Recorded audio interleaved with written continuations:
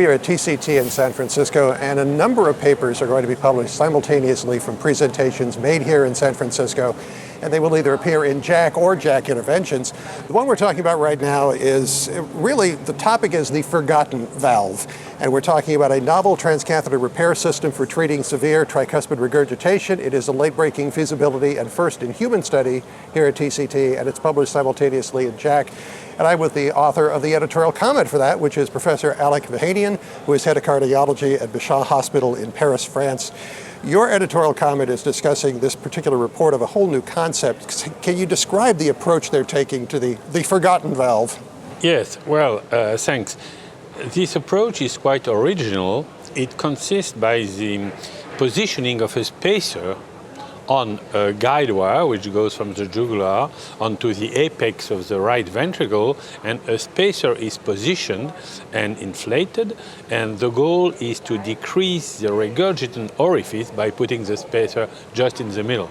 That is the growth principle, very original. It does exist the mitral domain, but right. It's, to my knowledge, the first time it is used in the tricuspid domain. Now, we're getting to the point where there are a few different approaches being taken in the tricuspid valve.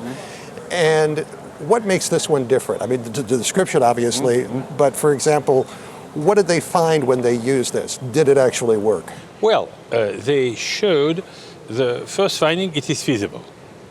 High success rate. The risk seems to be very low. There were no major complications during this trial, which is good. There was only a very modest reduction in the degree of TR, but we should say that it's difficult to assess the changes in the degree of TR when you have this spacer in the middle of the valve. Right. That's another point. But the patient feels slightly better. And that's an important point in this patient population, which is very, very high risk. So feeling better, and also they were able to support this declaration by the patient by a couple of more objective testing. So there is some degree of improvement in functional. Now, what about the effect of the procedure on the right ventricular function?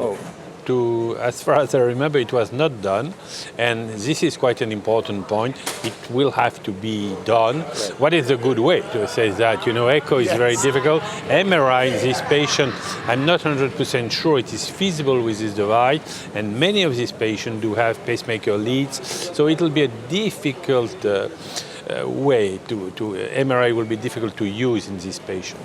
But we're hoping for some definite benefit.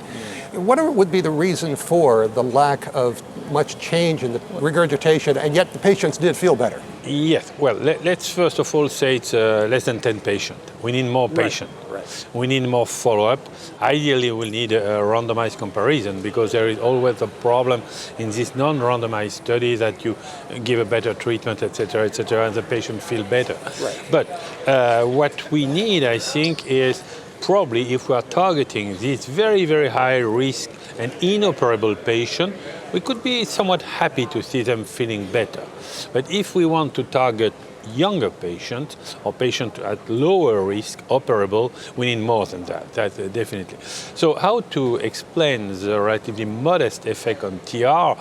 We have to come back to the surgical data. And in surgery, we know that complete annuloplasty, it's not complete in tricuspid, but annuloplasty using rings is the way to go. But also, if you have a patient with very large annulus, with a lot of tethering of the tricuspid valve, annuloplasty won't work, you have to replace.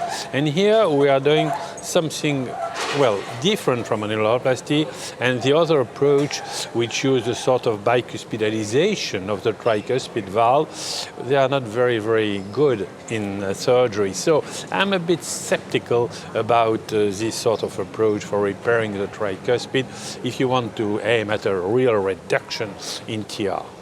Palliation. So, given 2 to 3 years, maybe 5 years in the future, do you think we'll have something that will start working? Hopefully, yes. Hopefully, yes. Something which could work is a tricuspid valve replacement or something replicating annuloplasty. That is probably more logical. It's always the same thing. Try to replicate what works during surgery.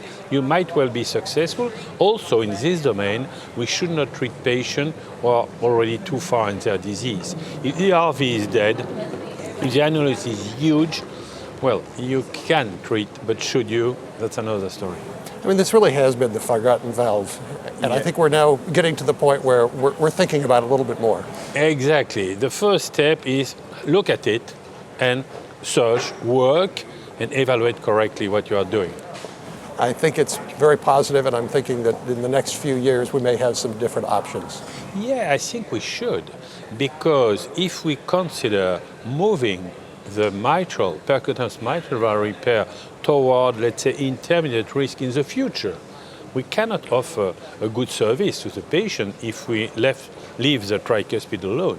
Because in surgery, we always consider treating both at the same time in order to avoid the terrible disease, which is severe tricuspid regurg in a patient who already had something on the mitral valve, for example. Well, thank you very much for your time. And remember that as presentations are held here at TCT, the papers will go up online at JACC or JACC Interventions. And for Cardial Source World News, I'm Executive Editor Rick McGuire.